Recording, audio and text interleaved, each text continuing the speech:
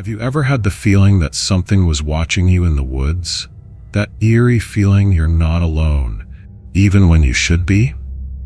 Today we're investigating 10 chilling true accounts of hikers and campers who faced the worst of nature. But we want to hear from you as well. Have you ever had a terrifying experience in the wilderness? Something unexplainable? Share your experience in the comments section below, and it might feature in our next video. Remember to subscribe and like for more scary stories that will keep you awake at night. The abandoned cabin. The gravel crunched under our tires as we pulled up to the cabin, the sound echoing in the stillness of the surrounding forest. I killed the engine and sat for a moment, drinking in the view. The little wooden structure nestled perfectly among the pines, its weathered exterior blending seamlessly with the rugged landscape. "It's perfect," Sarah breathed, her eyes alight with excitement. "I can't believe we found this place." I nodded, a smile tugging at my lips. After months of stress and overtime at work, this weekend getaway was exactly what we needed. Just the two of us, alone in nature, no cell service, no distractions. Perfect indeed. We grabbed our bags from the trunk and made our way to the front porch. The key was right where the owner said it would be, tucked under a faded welcome mat.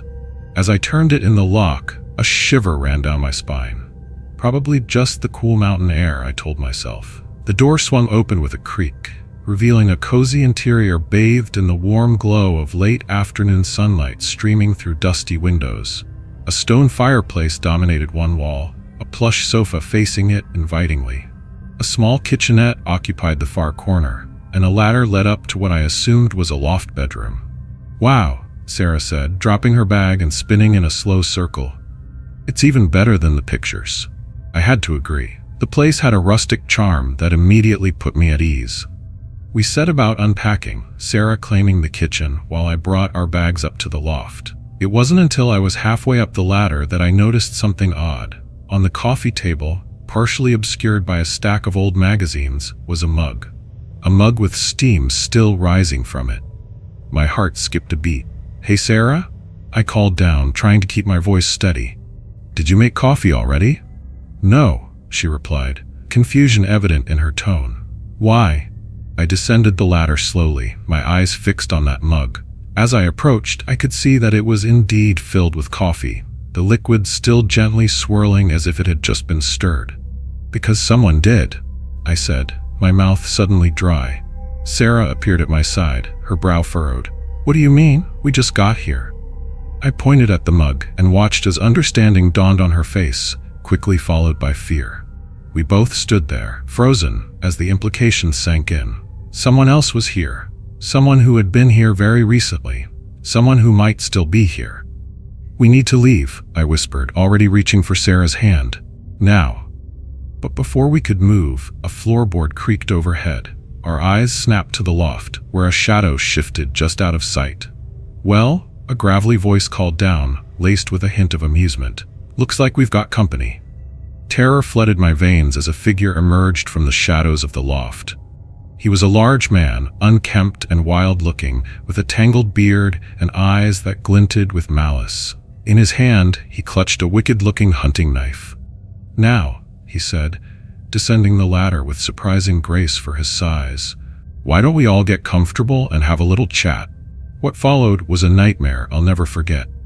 The man, who never gave us his name, forced us to sit on the couch while he paced in front of us, alternating between rambling monologues about the evils of modern society and sharp, probing questions about our lives, our jobs, our families. All the while, that knife never left his hand, its blade catching the fading sunlight in sickening flashes. Hours passed, night fell, and still he talked. And still we sat, rigid with fear, our hands clasped tightly together. It was well past midnight when he finally fell silent, staring at us with an unreadable expression. "You know," he said slowly, "I've been living in these woods for years. People like you, they come and go, using this place like it's their playground, never understanding what it truly means to be part of the wilderness." He leaned in close, his breath hot on our faces. "Maybe it's time you learned." What happened next is a blur of terror and adrenaline. Somehow, We managed to break free, to run. The forest that had seemed so welcoming in the daylight became a maze of shadows and hidden dangers. Branches whipped at our faces, roots threatened to trip us at every step, and always, we could hear him behind us, crashing through the underbrush, calling out in a sing-song voice that made my blood run cold. "Come back, little rabbits. The hunt's not over yet." I don't know how long we ran, or how we finally found our way back to civilization. The sun was rising by the time we stumbled onto a main road where a startled early morning jogger called the police for us. They searched the woods, of course, found the cabin, found evidence that someone had indeed been living there for some time. But of the man himself there was no trace. He had vanished back into the wilderness he called home. It's been months now, and we've tried to move on. We left the city, moved to a bustling suburb where the nearest neighbor is just a thin wall away. But the fear lingers. Every creak in the night, every shadow in the corner of my eye sends my heart racing. Because I know the truth now. I know that the wilderness isn't empty. That in the spaces between civilization, in the gaps we've left in our rush to tame the world, something wild still lurks. Something that watches and waits, and sometimes it invites itself in. So we keep our doors locked. We check and double-check the windows. And at night, when the wind whispers through the trees in our manicured backyard, I lie awake and listen. Listen for footsteps on the porch. Listen for the sound of a key turning in a lock. Listen for a gravelly voice to call out, "Honey, I'm home." Because deep down I know, our cozy suburban life, our illusion of safety, it's all just another cabin in the woods. And somewhere out there, that man is still hunting, still searching for his next guests, and one day, he might just find us again. The changed path. I've walked this path 1,000 times. Rain or shine, I always lace up my boots and head into the woods behind my house. It's my ritual, my alone time before the chaos of the day begins. I know every rock, every stump, every bend and curve of the twisting trail. Or at least, so I thought. It began small. So small I barely even noticed. A new sapling here, a downed log there. Nothing out of the ordinary in a living forest. But with each passing day, the changes grew more intentional. The first thing that truly caught my attention was the flowers. Wild roses, their delicate pink petals a stark contrast to the deep greens and browns of the forest. They appeared overnight, lining a section of the path I'd walked just yesterday. Their sweet scent was intoxicating, drawing me further along the trail than I usually ventured. I ought to have returned then. Should have seen the folly of it all, but curiosity drove me on, ready to discover what other secrets lay hidden in the forest. Every day revealed wonders anew. A brook chattering where dry earth had been before, an oak grove, the knotted branches and arched canopy above, blots of gentle moss that shimmered with some inner radiance in the pre-dawn haze, and the path always went on, calling, inviting. I found that I was walking further every day, forgetting about time as I discovered these new wonders. The world outside of the woods seemed far away, irrelevant. Why hurry back to meetings and emails when there was so much beauty to be found? It was in the second half of these developments that I first saw the eyes. A flash of movement in the underbrush disappeared so quickly that I convinced myself I'd dreamed it. But I knew. Deep down, I knew. Something was watching me, had been watching me all along. The path grew smaller, the trees closing in on either side. The previously comforting canopy hung heavy, cutting off larger and larger sections of sky until I strode through a perpetual twilight. Yet I persisted, had to know where it led, had to see what was at the end. This morning, leaving for my walk, I noticed something unusual. Written on the trunk of a giant oak at the trailhead, a message, "Turn back." The handwriting was my own. I shivered in my blood as the implication hit me. How many times had I taken this trail? How many versions of myself had been pulled into the center of these woods, never to return? I stand here today at the choice point. Behind me, the comfort of home, of the familiar universe. Before me, the way winds further into darkness, full of secrets and marvels beyond dreaming. And I see with a surge of fear and of excitement that I've already chosen. I've chosen 1,000 times already. The way calls, and I must go. So I take a breath, push past the frantic scrabbling of warning, and step forward into the waiting woods. The trees sigh around me, arms open to welcome. Come, they say. We've been expecting you. I continue on, deeper into the center of the woods. The way lies before me, shifting, inviting. And beyond, in shadow, something waits, hungers. I know that I should be scared, but all I get is this sense of coming home. Like I'm finally, after all the years, going down the path that I should have been doing all along. So if you're reading these words, if you've happened upon my old house and found this journal sitting here, pay attention. Stay away from me. Don't follow the path. Because the forest, it's awakened now. It's starving, and it's always watching, waiting for the next solitary soul to stray down its constantly shifting road. Will it be you? The distant lights. The first night I saw the lights, I thought they were fireflies. I was 3 days into a solo camping trip, my little tent pitched in a clearing deep in the Ozark National Forest. It was a moonless night, the kind of darkness that swallows you whole, where you can't see your hand in front of your face. I sat by my dying campfire, savoring the solitude, when I noticed a faint flicker in the distance. At first, it was just a single point of light, pulsing softly among the trees. Beautiful, I thought. I'd always loved watching fireflies as a kid, but as I watched, more lights appeared.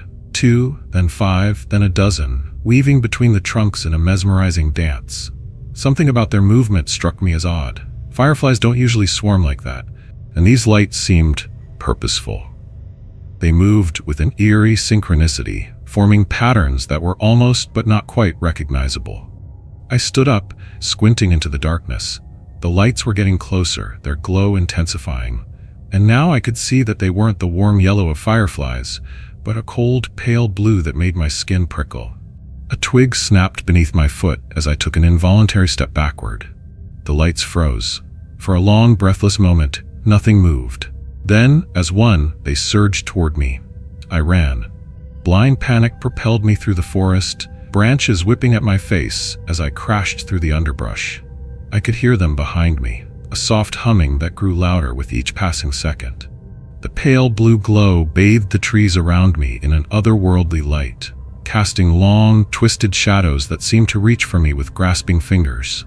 I don't know how long I ran. Minutes? Hours?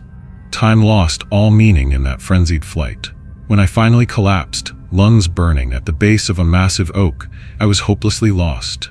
The forest was silent. No humming, no eerie glow. Just the normal sounds of a woodland night, the hoot of an owl, the rustle of small creatures in the underbrush. Had I imagined it all? But as my breathing slowed and my eyes adjusted to the darkness, I saw them. Tiny pinpricks of blue light, hovering just at the edge of my vision. Waiting. I spent the rest of the night huddled against that tree, too terrified to move, watching as the lights danced at the periphery of my sight. Always there, always watching, but never coming closer. When dawn finally broke, they vanished like mist in the morning sun. I stumbled back to my campsite, packed up my gear with shaking hands, and got the hell out of those woods. I tried to convince myself it had been a hallucination. Dehydration, maybe, or some kind of toxic mushroom spores I'd inhaled. But deep down, I knew. What I'd seen was real, and it was only the beginning. Because now, years later, I still see them. Not every night, but often enough to keep me awake, staring out my bedroom window at the tree line behind my house. Waiting. They're patient, these lights. They're ancient, and they're hungry. Sometimes on the darkest nights, I hear a soft tapping at my window, a gentle, insistent rhythm that sounds almost like Morse code. And when I gather the courage to look, I see them, hovering just outside the glass, pulsing in that hypnotic pattern. Come out, they seem to say. Come play with us. I've researched obsessively, trying to find any explanation for what I saw that night. Ball lightning, swamp gas, some kind of bioluminescent organism? But nothing fits.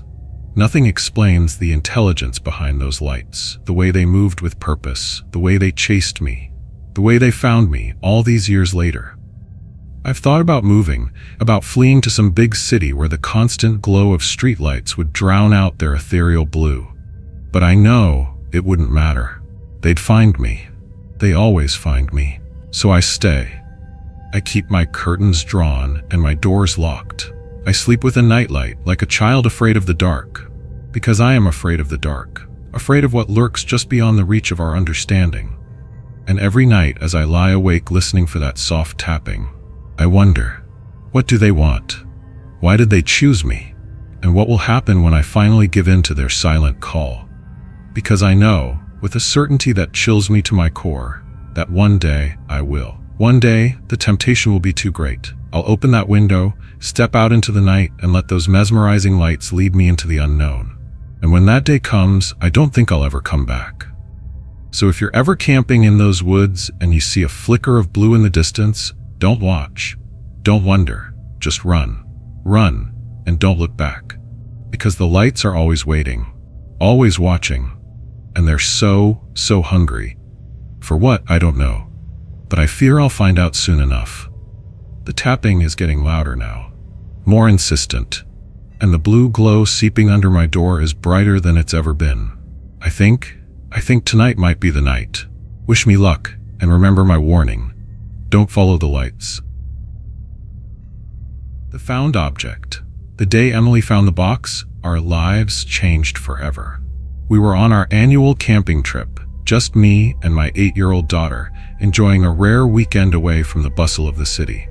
Emily had always been an explorer, her curiosity pulling her towards every nook and cranny of the forest. I should have kept a closer eye on her. I should have. But I didn't. And now we're here. Daddy, look what I found.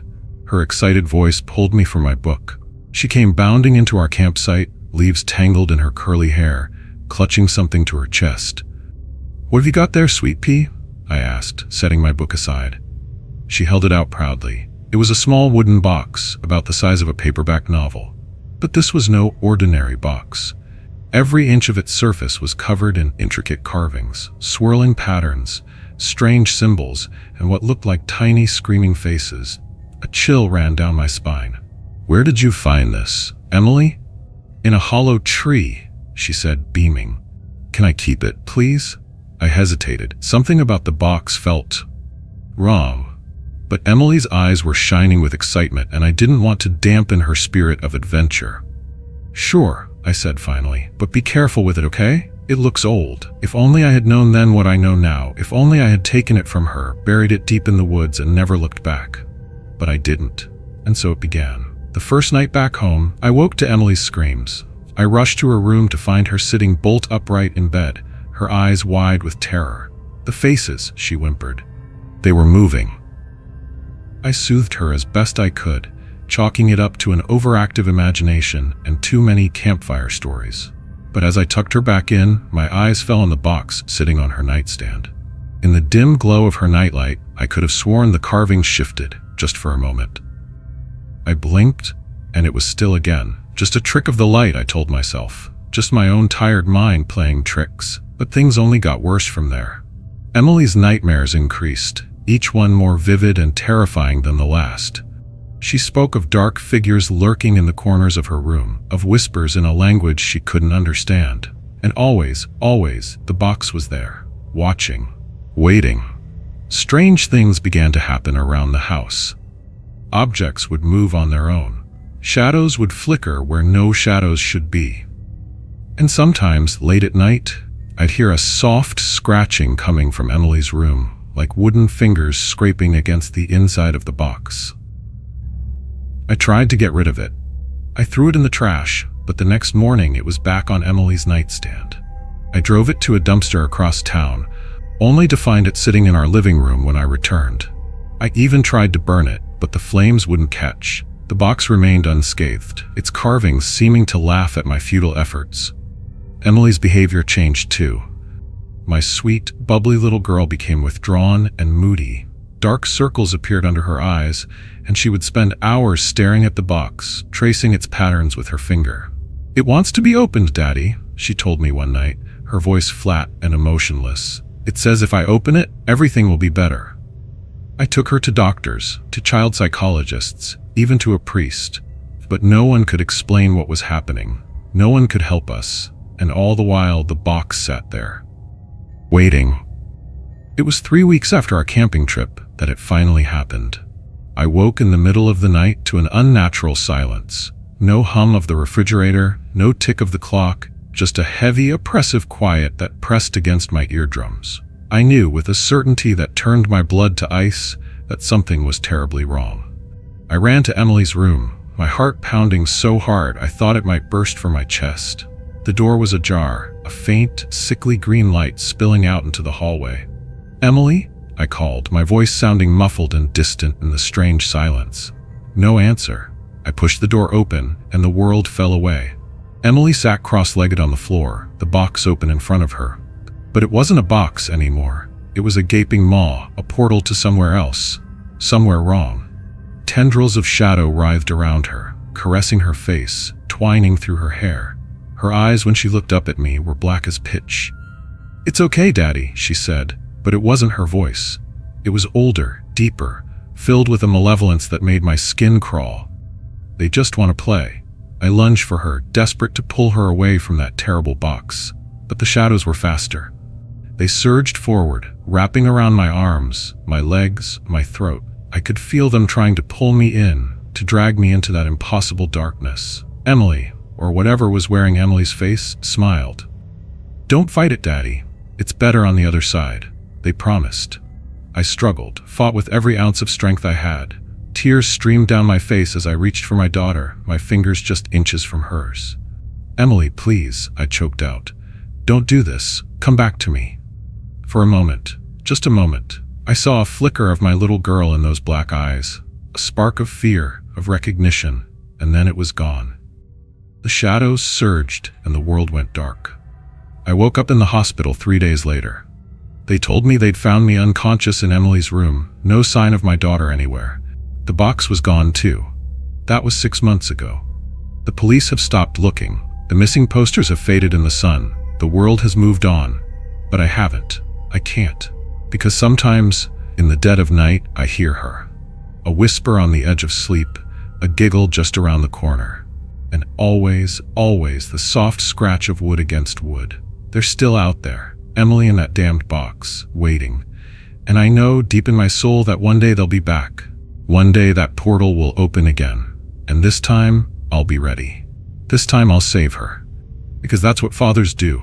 We protect our children, no matter the cost, even if it means following them into the dark. The Lost Hiker. The crunch of leaves beneath my boots was the only sound breaking the eerie silence of the forest. I'd been hiking for hours, pushing myself deeper into the wilderness, chasing that elusive sense of true solitude. Now, as the afternoon light filtered weakly through the canopy, I realized I'd gotten my wish, and then some. I was lost. Panic fluttered in my chest, but I forced it down. I'm an experienced hiker, I reminded myself. I have supplies, I have my wits. All I need to do is retrace my steps and find the main trail again. But as I turned to head back the way I'd come, something caught my eye. A flash of white against the dark bark of a nearby oak tree. I approached, squinting in the dim light. It was a marking. A perfect circle, about the size of a quarter, carved into the tree with surgical precision. The edges were weathered, suggesting it had been there for some time, but the white paint filling it was fresh and vibrant. "Huh," I muttered, running my fingers over the smooth surface. "Trail marker, maybe?" But even as I said it, I knew that wasn't right. Trail markers were larger, more visible. This was different. Unsettling somehow. I scanned the surrounding trees and felt my breath catch. There, on another oak about 20 feet away, was an identical marking, and beyond that, another. Before I could stop myself, I was following them. Each perfect circle led to the next, drawing me deeper into the forest like breadcrumbs. The rational part of my brain screamed at me to turn back, to find the real trail, but curiosity propelled me forward. The circles led me to a small clearing. As I pushed through the underbrush, I froze, my heart pounding in my throat. Before me stood a campsite. But not the cheerful, lived-in kind you'd expect to find in these woods. This was wrong. 3 tents formed a triangle around a long, cold fire pit. They were military-style, olive drab, and looked to be in perfect condition despite the layer of leaves and debris covering them. Neat stacks of supplies, Canned food, water jugs, first aid kits were arranged with almost obsessive precision. But it was the silence that truly unnerved me. No birds called, no insects buzzed. It was as if the forest itself was holding its breath. I approached cautiously, leaves crunching under my feet with deafening clarity in the unnatural quiet. "Hello?" I called out, my voice sounding thin and reedy. "Is anyone here?" No response. Of course not. This place had clearly been abandoned for weeks, months, yet everything looked pristine, untouched by time or wildlife. I unzipped the nearest tent, peering inside. A sleeping bag lay neatly rolled at one end. A small LED lantern sat on top of a hardcover book, a field guide to local flora, its pages crisp and new. "What the hell happened here?" I whispered. That's when I saw it. Carved into the tent pole, that same perfect circle. But this one wasn't filled with white paint. It was filled with a dark, rusty brown substance that made my stomach lurch. I stumbled backward, my pack catching on a guy line and sending me sprawling. As I hit the ground, something shifted beneath the leaves. I scrambled away, leaves flying as I revealed what lay hidden. It was a hand, pale, waxy, emerging from the earth like some grotesque plant. And there, on the back of the hand, that damned circle again, carved into dead flesh. I screamed then, a primal sound of terror that shattered the oppressive silence. I scrambled to my feet, ready to run, when a twig snapped behind me. I whirled around, my heart threatening to burst from my chest. 3 figures stood at the edge of the clearing. They wore dark, nondescript clothing, their faces obscured by the shadows of wide-brimmed hats. But even in the fading light, I could see the white circles on their foreheads, stark against their skin. "Welcome," the central figure said, its voice a genderless rasp. "We've been waiting for you." I ran. Branches whipped at my face as I crashed through the underbrush, blind terror driving me forward. I could hear them behind me, their footsteps unnaturally quiet compared to my panicked flight. I don't know how long I ran. Minutes? Hours? The forest seemed to stretch endlessly, every tree identical in the growing darkness. My lungs burned, my legs trembled, but I didn't dare stop. Finally, I burst out onto a gravel road. A flash of headlights blinded me, and I threw myself in front of the oncoming car, waving my arms frantically. The driver, an older man in a park ranger uniform, slammed on his brakes. "What in the Sam Hill?" he exclaimed as I yanked open the passenger door and threw myself inside. "Drive," I screamed. "Please, just drive." To his credit, he did, peeling away as I babbled incoherently about circles and hidden camps and pale hands reaching from the earth. We made it back to the ranger station, where I gave my statement between gulps of water and bouts of hysterical tears. They sent out search parties, of course, but they found nothing. No camp, no bodies, no perfect circles carved into trees. They chalked it up to hallucinations brought on by dehydration and exhaustion. Maybe they're right. God, I hope they're right. But sometimes, when I close my eyes, I still see those figures standing at the edge of the clearing, still hear that rasping voice welcoming me, and I know with a certainty that chills me to my core that they're still out there, waiting. And one day, they'll find me again. I've tried to move on. I've seen therapists, taken medication. I've even moved to a big city, far from any forests. But the fear never leaves me. Every time I see a circle, a logo, a piece of jewelry, even the full moon, my heart races. I check over my shoulder, half expecting to see those dark figures with their pristine white markings.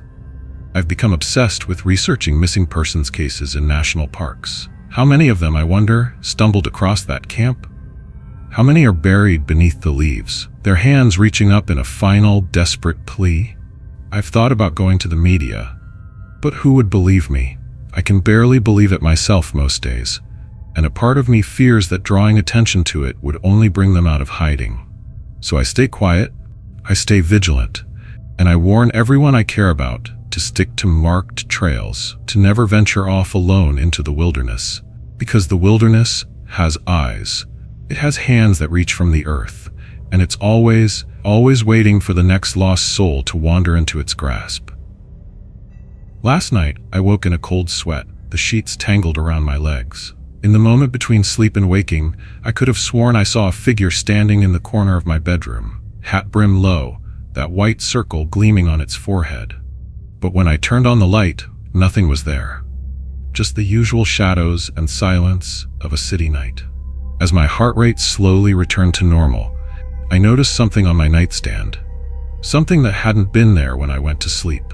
A small white circle, about the size of a quarter, drawn in chalk. I didn't sleep again that night, or the next. I don't know if I'll ever truly sleep soundly again, because now I know the truth. The forest wasn't containing them, it was protecting us from them. And now, somehow, they've found their way into the world of concrete and steel and endless electric light. They're here. They're watching, and they're patient. So if you're reading this, please be careful. Pay attention to the world around you, and if you ever see a perfect white circle where it shouldn't be, run. Run, and don't look back, because they're coming, and next time it might be you they're waiting for. The night photography. The shutter clicked, a soft sound barely audible over the gentle rustle of leaves in the night breeze. I lowered my camera, exhaling slowly, as I watched the timer count down the 30-second exposure.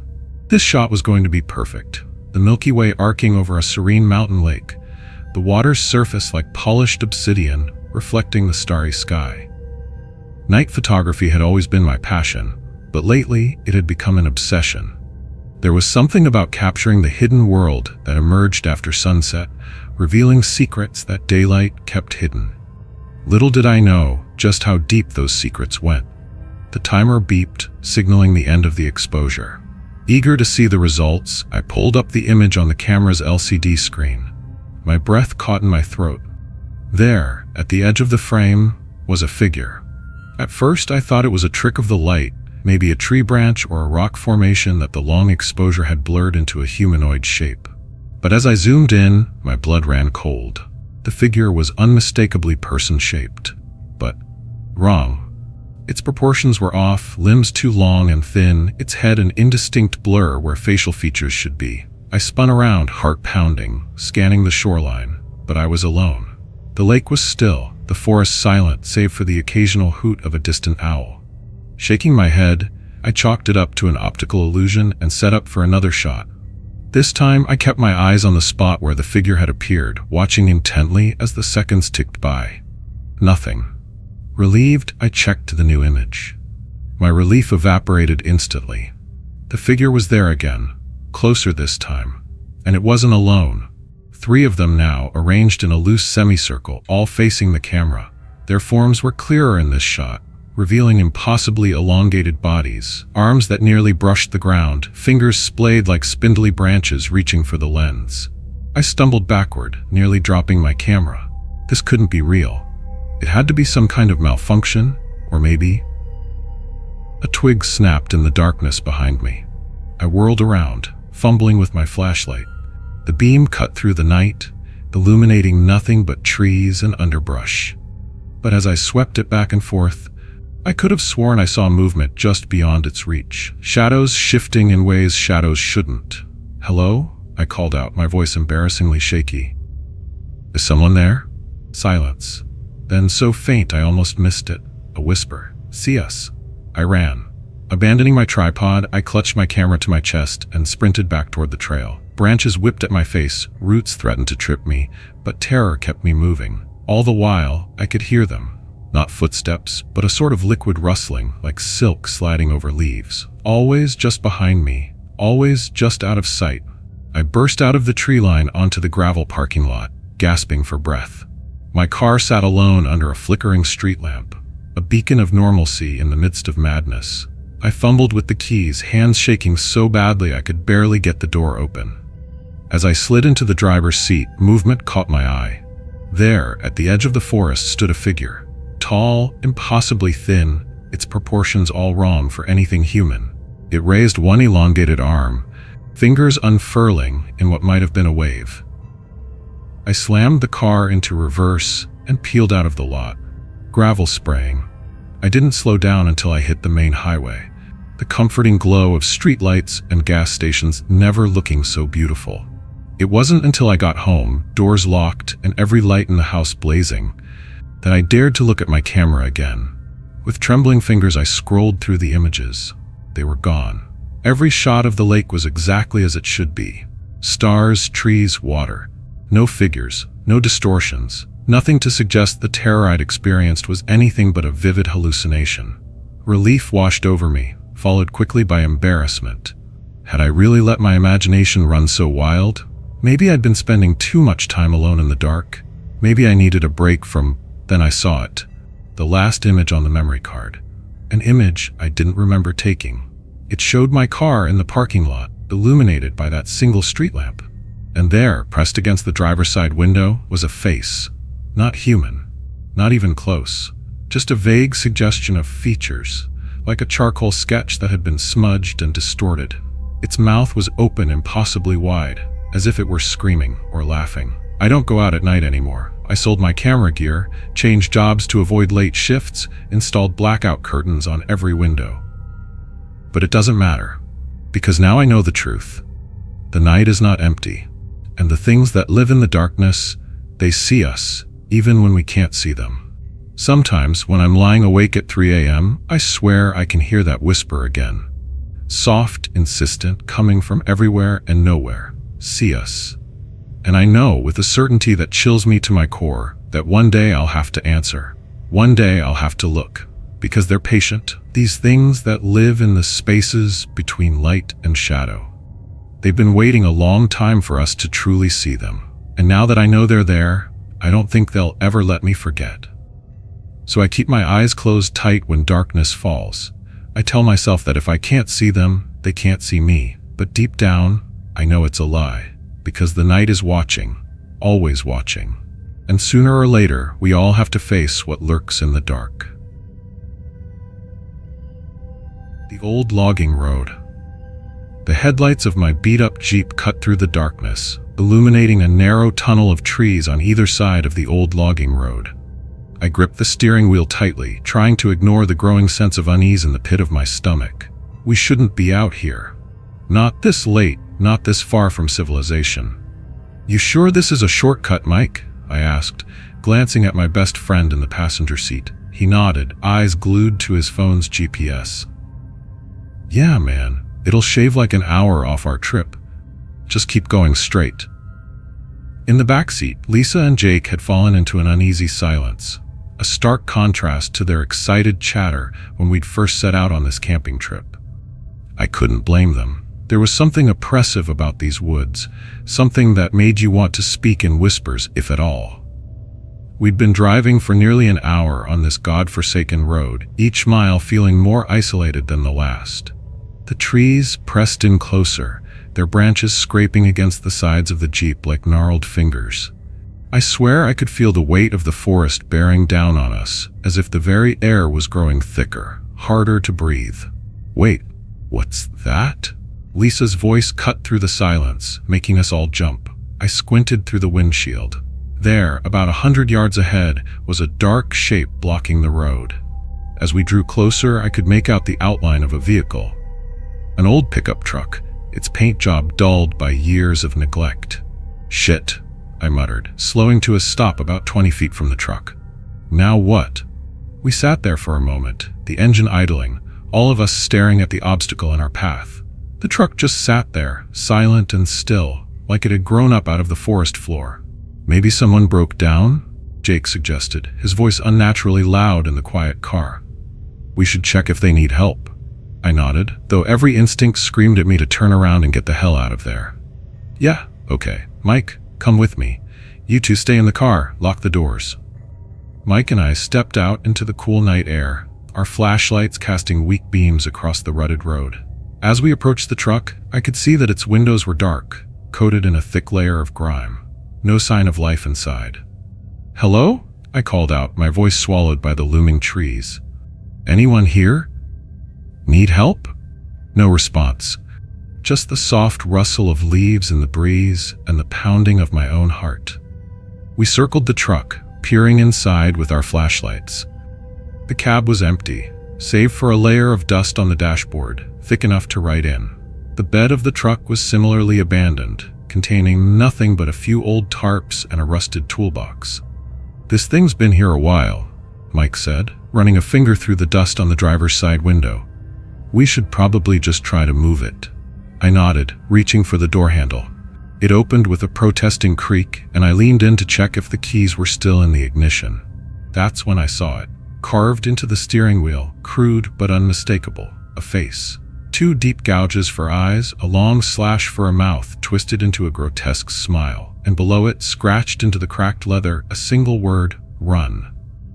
Ice flooded my veins. I stumbled backward, nearly knocking Mike over in my haste to get away from the truck. "We need to go," I gasped, "now." "What? Why?" Mike asked, confusion etched across his face. Before I could answer, a scream pierced the night, Lisa's voice, high and terrified, coming from the Jeep. We sprinted back, hearts pounding. The Jeep's doors were wide open, the interior lights spilling out onto the empty road. Lisa and Jake were gone. "Lisa!" I yelled, spinning in a circle, my flashlight beam cutting through the darkness. "Jake." No answer. Just the oppressive silence of the forest pressing in around us. "What the fuck?" Mike whispered, his face pale in the dim light. "What the fuck is happening?" A twig snapped in the woods to our left. We both whirled toward the sound, flashlights illuminating nothing but dense underbrush and looming tree trunks. Another snap, this time to our right. Closer. "Get in the Jeep," I hissed, already moving. "We need to get out of here." We scrambled into the vehicle, the feather slamming the doors shut. I fumbled with the keys, my hands shaking so badly I could barely get them into the ignition. The engine roared to life, headlights cutting through the gloom. I threw the Jeep into reverse, tires spinning on the loose gravel as I backed up as fast as I dared. That's when we saw them. Dark shapes moving at the edge of the headlight's reach. Humanoid. But wrong.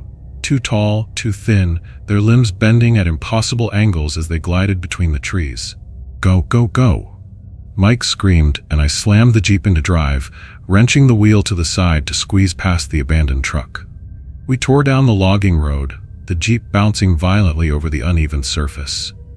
I didn't dare slow down, even as branches whipped against the windshield and rocks pinged off the undercarriage. In the rearview mirror, I caught glimpses of movement. Those things, whatever they were following us. Keeping pace effortlessly, their elongated forms weaving through the trees like smoke. "Faster!" Mike yelled, his eyes wide with terror as he stared out the back window. I pressed the gas pedal to the floor, the engine screaming in protest. The trees blurred into a solid wall of darkness on either side. The road ahead, nothing but a faint suggestion in the headlights. We drove like that for what felt like hours, though it couldn't have been more than 20 minutes. Every time I thought we'd lost our pursuers, I'd catch another glimpse of movement in the mirror, another flash of something inhuman just beyond the reach of our lights. Finally, mercifully, we burst out onto a paved road. I didn't slow down, didn't even check to see which direction we were headed. I just drove, putting as much distance between us and that godforsaken logging road as possible. It wasn't until the first rays of dawn began to lighten the sky that I finally eased off the gas. We were miles away now, surrounded by farmland instead of dense forest. Whatever had been chasing us seemed to have given up the pursuit. I pulled over to the side of the road, my hands cramping from their death grip on the steering wheel. Mike and I sat in silence for a long moment, both of us struggling to process what had happened. "Lisa and Jake," Mike finally said, his voice hoarse. We left them behind." The weight of his words hit me like a physical blow. We had abandoned our friends too. To what? What were those things in the forest? What had happened to Lisa and Jake? We went to the police, of course, told them everything. They searched the area, found the abandoned truck, right where we'd left it. But there was no sign of Lisa or Jake. No evidence of anything unusual in the woods. They chalked it up to an animal attack, maybe a bear. Said our friends had probably wandered off into the forest while we were examining the truck, gotten lost or hurt. That the stress and darkness had made us imagine the rest. But I know what I saw, what I felt in those woods. It's been months now, and I still wake up in a cold sweat. The memory of those impossibly long limbs moving through the trees burned into my mind. I can't drive at night anymore, can't even look at heavily wooded areas without my heart racing. And sometimes when the wind is just right, I swear I can hear something. A faint, distant sound carried on the breeze. It might be my imagination, my guilt playing tricks on me, but it sounds like screaming. I've tried to move on, to forget that night, but I can't shake the feeling that it's not over, that someday I'll round a corner and see that old truck again, waiting for me, that I'll hear twigs snapping in the woods behind me, see those inhuman shapes gliding between the trees. Because the truth is, we didn't escape that night. Not really. Whatever was out there, whatever took Lisa and Jake, it let us go. And deep down, I know it's only a matter of time before it comes to finish what it started.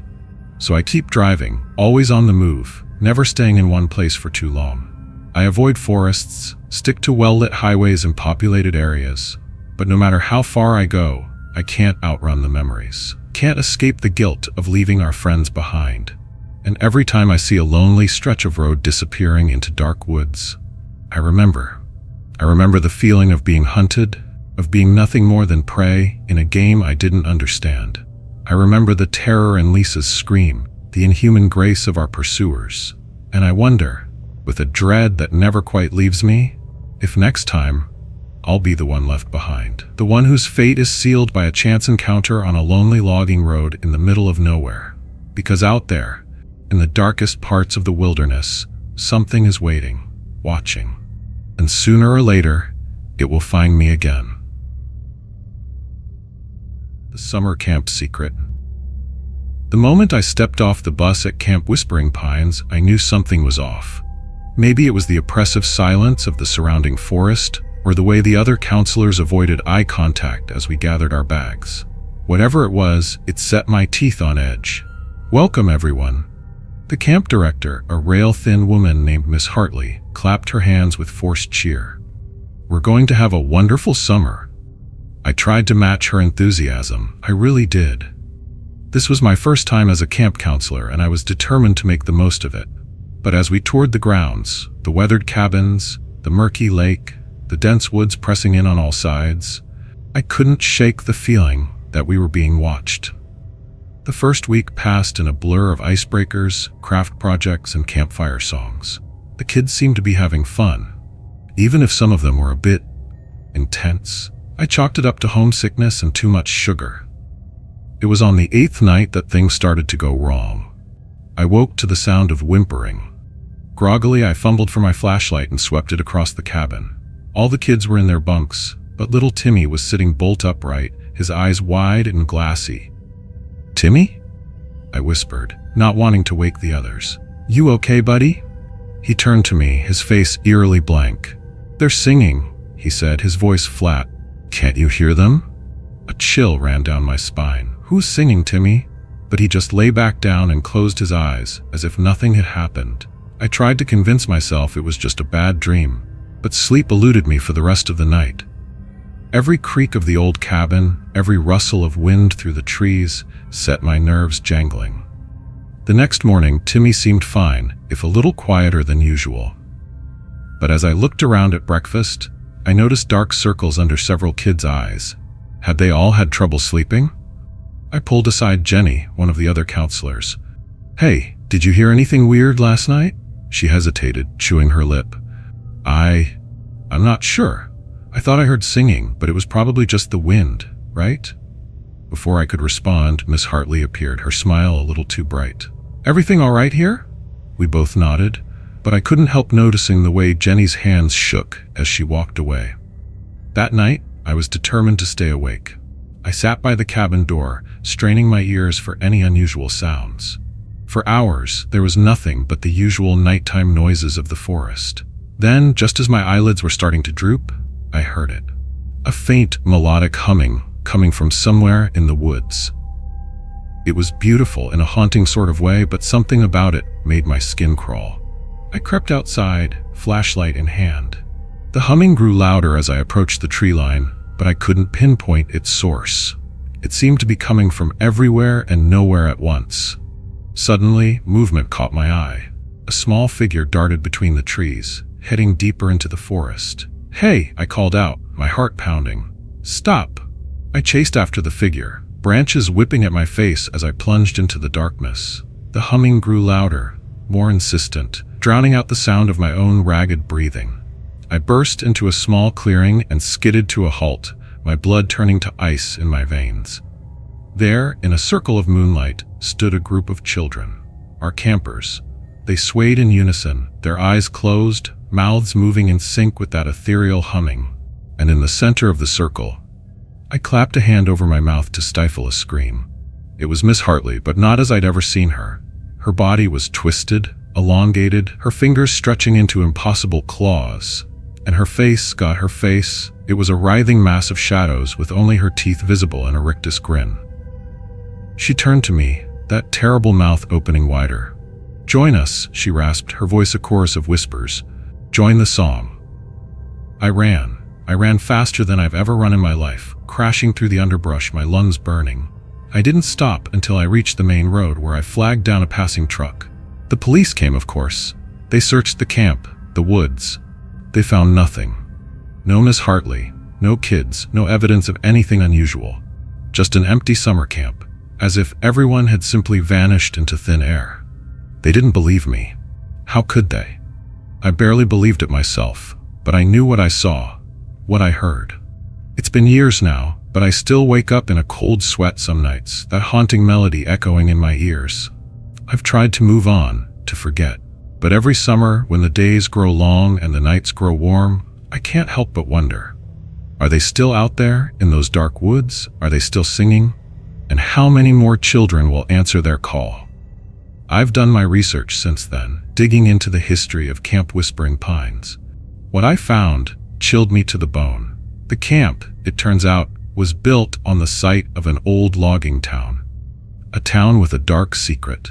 Every 7 years on the summer solstice, a child would disappear. The townspeople blamed it on wild animals, on accidents in the treacherous forest. But there were whispers of something else, something ancient and hungry that lived in the woods. The town died out, eventually, as small towns often do. But the disappearances didn't stop.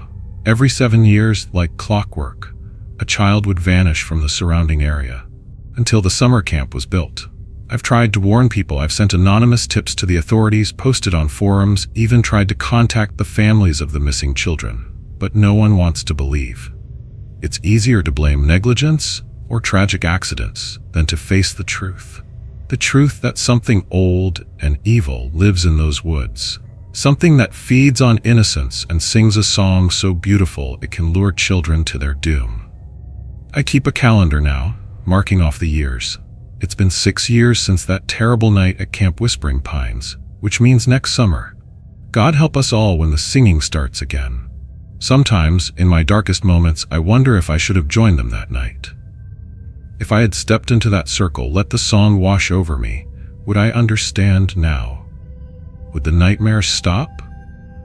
But then I remember the look in Miss Hartley's eyes, or what used to be her eyes.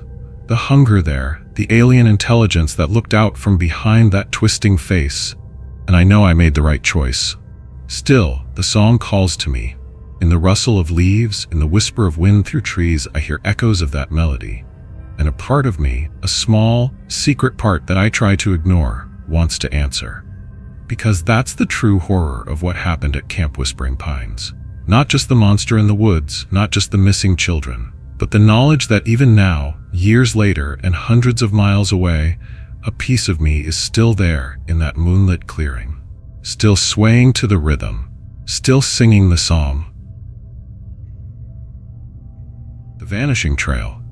The crunch of gravel under our boots was a comforting sound, a rhythmic reminder that we were on the right path. The 5 of us had been hiking together for years, tackling some of the most challenging trails the country had to offer. This one, a 3-day trek through the heart of the Adirondacks, was supposed to be a cakewalk by comparison. How wrong we were. "Hold up," Mark called from the rear of our single-file line. "I need to check something." We paused, grateful for the chance to catch our breath. The late August air was thick with humidity, clinging to our skin like a damp shroud. Mark was frowning at his GPS, tapping the screen with increasing frustration. "This can't be right," he muttered. "What's wrong?" I asked, moving to peer over his shoulder. He held up the device, its screen a mess of conflicting data. According to this, we've been walking in circles for the past hour. But that's impossible. We haven't deviated from the trail once. A chill ran down my spine, despite the oppressive heat. I glanced back the way we'd come, expecting to see our boot prints in the dusty earth. But the path behind us was pristine, unmarked, as if we'd never passed that way at all. Maybe it's just a glitch, Sarah suggested, though her voice held a note of uncertainty. The trees could be interfering with the signal. We all nodded, eager to accept any rational explanation.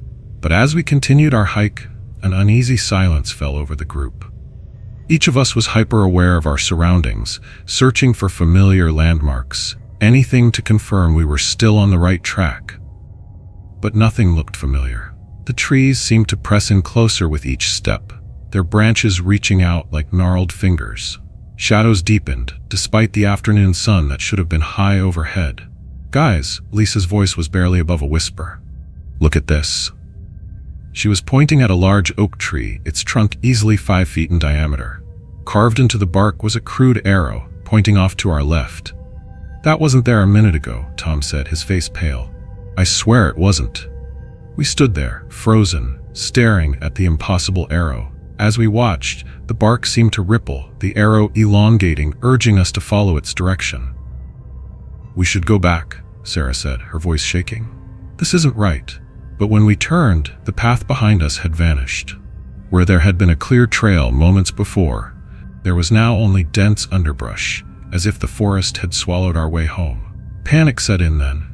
We tried to retrace our steps, but every direction looked the same. Trees that I could have sworn we'd just passed appeared in front of us again, mocking our attempts to navigate. As the day wore on, the forest seemed to come alive around us. Branches swayed without wind, roots shifted beneath our feet, threatening to trip us with every step. And always, those arrows appeared, carved into trees, scratched into the earth, formed by fallen leaves, all pointing deeper into the woods. Night fell with terrifying swiftness. One moment, dim afternoon light filtered through the canopy. The next, we were plunged into inky blackness. Our flashlights, when we tried them, cast sickly yellow beams that seemed to be swallowed by the darkness mere feet in front of us. We huddled together, too afraid to sleep, listening to the forest breathe around us. Because it was breathing. A low, rhythmic sound that seemed to come from everywhere and nowhere at once. In the pale light of dawn, we realized Tom was missing. His sleeping bag was empty, no sign of a struggle. It was as if the forest had simply absorbed him. Frantic, we called his name, our voices echoing unnaturally in the still morning air. But the only response was the rustle of leaves, almost like laughter. We pressed on, desperation driving us forward. But with each step, it became clearer that we weren't escaping. We were being herded. The arrows grew more insistent, appearing faster, pointing us toward some unknown destination. Trees uprooted themselves in our path, forcing us to change direction. Entire clearings vanished and reappeared, disorienting us further. One by one, we lost the others. Mark, slipping on a moss-covered rock that hadn't been there seconds before, vanishing into a ravine that closed up behind him. Sarah, reaching out to touch a strange flowering vine, only to be enveloped by suddenly animated branches. Lisa simply faded away before my eyes like a photograph left too long in the sun. And still, I walked. What choice did I have? The forest pulled me onward, its will as inexorable as the tide. I don't know how long I've been walking. Days? Weeks? Time has lost all meaning in this place. My supplies ran out long ago, but somehow, I'm still alive. The forest provides berries that appear on bushes as I pass, clear streams that bubble up from nowhere to quench my thirst. It wants me alive, for now. Sometimes I catch glimpses of the others. Tom's face in the knots of a tree trunk. Sarah's laugh carried on the wind. Mark's hand reaching out from a tangle of vines. But when I move closer, they're gone. I know now that we were never meant to leave this forest. We were called here, lured by the promise of an easy hike, a chance to commune with nature. But this isn't nature. This is something older, something hungry. The arrows still appear, still beckon me onward. And I follow, because what else can I do? I'm close now, close to whatever lies at the heart of this living labyrinth. I can feel it waiting for me, patient, ancient, hungry. If you're reading this, if by some miracle this journal finds its way out of these woods, then heed my warning. The trails are not what they seem. The forest is awake and it's calling new victims. Don't answer. Don't come looking for us, because in here, every path leads to the same place.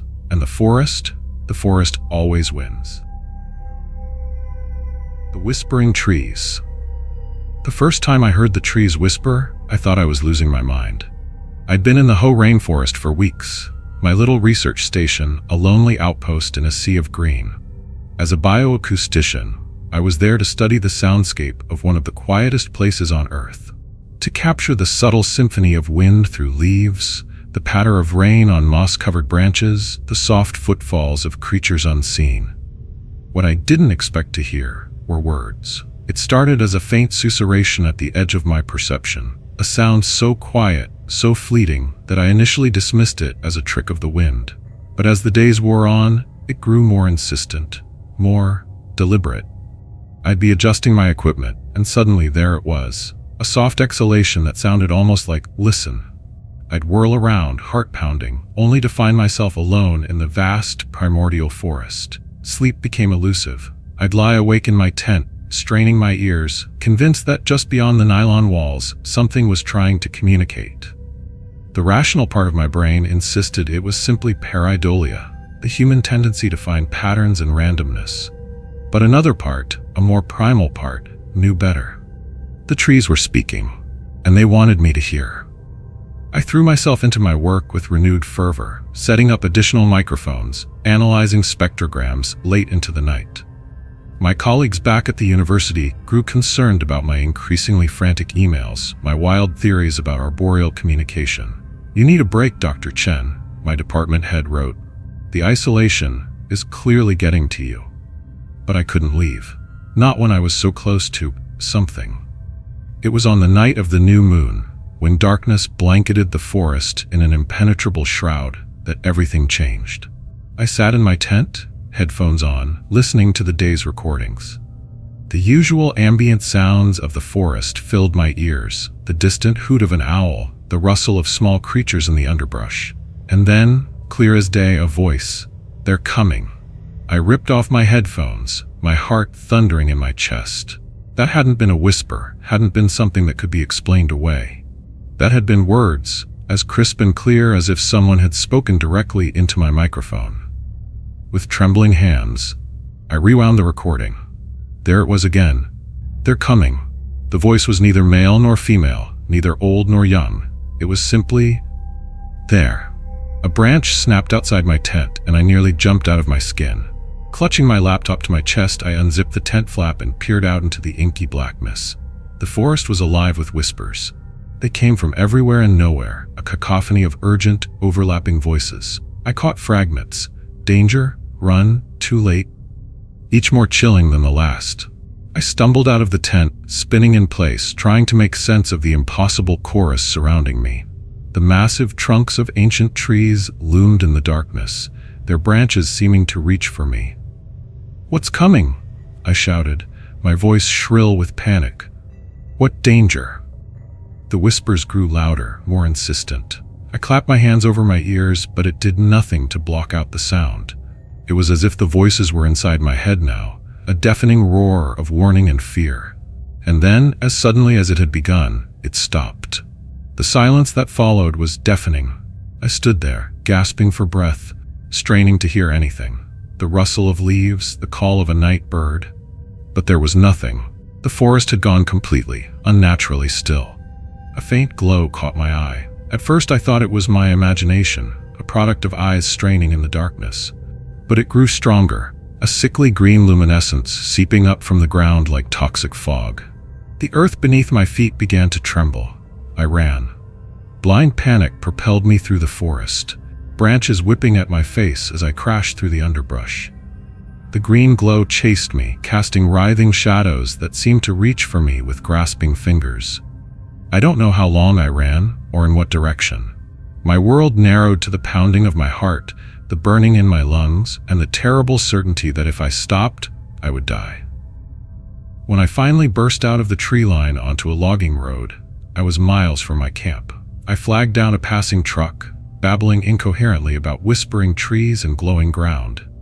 The concerned logger called the rangers, and within hours I was in a hospital bed, being treated for exhaustion and exposure. They found my camp a few days later, or what was left of it. My tent, my equipment, even the massive old-growth trees that had surrounded my site, all of it was gone. In its place was a massive sinkhole, hundreds of feet across and so deep that its bottom was lost in shadow. The official explanation was a previously unknown cave system collapsing. They said I was lucky to have wandered away that night, that I would have been swallowed by the earth if I'd stayed. But I know the truth. The forest tried to warn me, tried to save me from something ancient and hungry that slumbered beneath the roots of those great trees. Something that's awake now. I've tried to move on with my life. I left academia, moved to a big city where the only trees are in carefully maintained parks. But I can't escape the memory of those whispers, the feeling that I glimpsed something I was never meant to see. And sometimes, when the wind blows just right, I swear I can still hear them. Faint, distant voices carried on the breeze trying desperately to be heard. Listen, they say, they're still coming. I fear it's only a matter of time before whatever rose from the depths of the forest that night finds its way here. To our cities, our homes, our carefully constructed illusion of safety. The trees tried to warn us, but we've spent too long not listening. Now, as I watch the saplings in the park across from my apartment grow a little taller each year, I wonder, when the time comes, will we hear their whispers? Or will we realize too late that we've surrounded ourselves with silent sentinels, helpless to stop what's coming? All I know is that I'll be listening, and I'll be ready to run. Because the forest remembers, the forest knows, and the forest is trying to save us all. Thanks for joining us in the shadows tonight. If you enjoyed these chilling tales, don't forget to hit that like button and subscribe for more spine-tingling stories every week. Have you got a story of your own? Share it in the comments below. We love hearing from you. And remember, the darkness holds many secrets. Are you brave enough to uncover them?